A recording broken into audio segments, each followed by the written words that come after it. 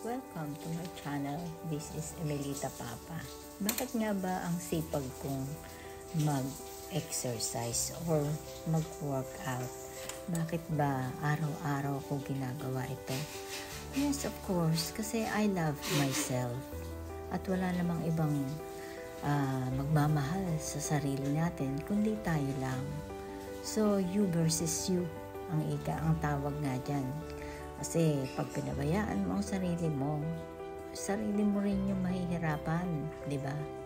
At hindi lang yan ang aking motivation sa aking pag-exercise.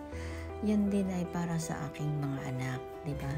Kasi kung ikaw ay healthy, kung ikaw ay walang sakit, at naaalagaan mong mabuti ang sarili mo, hindi ka magiging pabigat sa mga anak mo.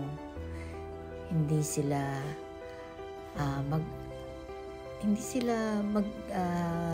mamumroblema sa iyong kalusugan. So, huwag nating pabayaan ang ating mga sarili. At mahirap ang magkasakit. Hindi lang ang ating katawan ang mahihirapan, siyempre pati na rin ang ating mga mahal sa buhay. Salamat ng marami sa inyong panonood at hanggang sa muli. See you all tomorrow. Bye!